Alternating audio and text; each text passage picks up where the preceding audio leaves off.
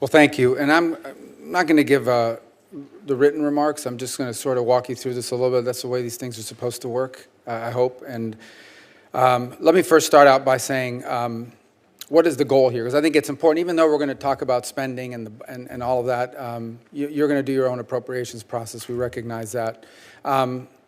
But I wanted to explain to you the organization. You have a chart behind you, the new organizational chart. And this is really the launch pad because that's what we're funding. That's what the appropriations bill will be funding.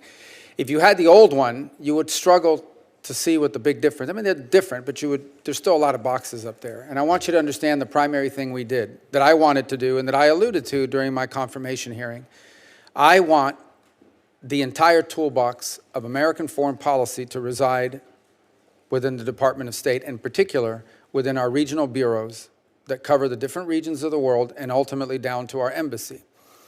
Senator Graham mentioned a moment ago about Syria. It was going to be one of the first test cases of whether this works or not. And what I mean by that is we have an embassy. It's obviously in exile. It's outside. It's in Turkey.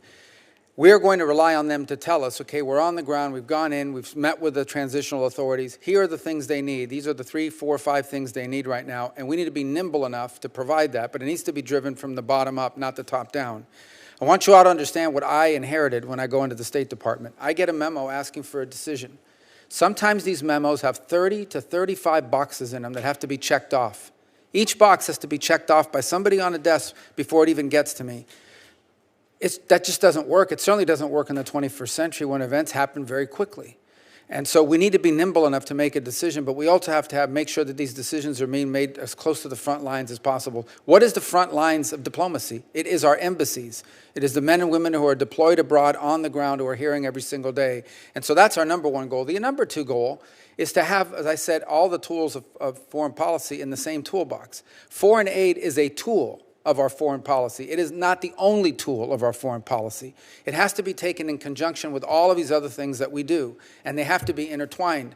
Now, perhaps your experience was different, but I went to multiple countries around the world where I would go to the embassy, and the embassy was upset at USAID because the embassy was pursuing one route, maybe closer to a leader who was less than ideal, but we had a geopolitical interest, why we wanted to get closer to these people. And then USAID was funding a program that made the government angry. And so it cut off our ability. Now, maybe we still do that, but there has to be a balance here. There can't be if they're two separate entities arguing with each other, in some cases not even communicating. In other cases, this was my recent trip to the Caribbean, where they told me, America's always been very generous at giving us things you think we need, as opposed to the aid we think we need. And the aid they think they need in some of these countries is they need to build up police departments. They need to build up law enforcement so they can interdict drugs and secure the streets. And if they get that right, then they can send kids to school. Then they can attract foreign investment to their country, but they have to get that part right. The third dynamic that I say, and I leave humanitarian aside because obviously natural disasters happen and these things will recur, but the best foreign aid is foreign aid that ends. You know why it ends?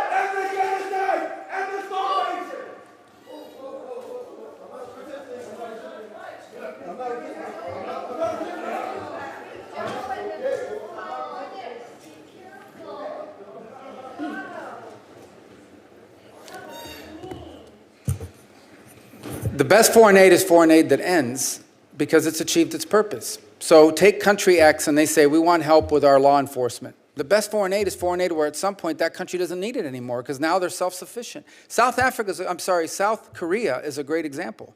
South Korea was once poorer than North Korea. South Korea was once an aid-dependent nation. Today it is an aid donor and the 9th or 10th largest economy in the world. That has to be the goal of our foreign aid. It has to be that it ultimately ends because it creates self-sufficiency. There are other tools of foreign aid, by the way, whether it's the investment funds we have or Millennium Challenge Grant. Those are outside my direct control or purview. They're under the committee's purview, and there will be efforts at reform there as well, and potential even expansion in one of them, although that won't be my decision solely. So as we move forward in some of this, and as you'll see some of the features of the budget we've presented before you, one of the ideas we have is having a global health programs account. The other is having a consolidated humanitarian assistance account. And the combination of these two things will allow us to deliver aid as part of the package driven from the ground up. I said this at the previous hearing. One of the most important things I feel, one of the most useful things to me in my time at the department has been the cables. The cables that I get from ambassadors. We have gotten so many ideas from those cables. Will those ideas have ultimately made their way to me? Maybe. I don't know. But maybe months from now or weeks from now. I want more of that in the department, and I want to empower embassies to be able to make decisions about which programs we should be funding, where the money should be going. I want when an ambassador goes into a meeting for she or he to be able to say to them, here is a portfolio of things we can offer, which ones would make the most sense to you. So we're trying to accommodate that through the creation of these two funds. It's important to understand we're not walking away from foreign aid. We will still be the world's largest foreign aid donor by a lot. It won't even be close, but we want to target it more effectively. Another feature is this America First Opportunity Fund, which frankly will allow us to be more nimble in providing funds for specific programs that arise outside the normal cycle of funding. And Syria, once again, is a great example. We don't have any money in the fiscal year's budget for Syria because, frankly, none of us thought we would be talking about helping the Syrian government 6 months ago or 8 months ago. But now we have an opportunity to do it. And rather than have to go through reprogramming and all kinds of shuffling, to have the flexibility at some level to be able to respond quickly to something like that, that might be multifaceted in the approach, is an important thing to consider, as well as aligning it to other priorities that we have as an administration. So I do look forward to working with you because, frankly, I have to. You passed the appropriations bills, but also because I think it can be very constructive. Thank you, Senator Collins.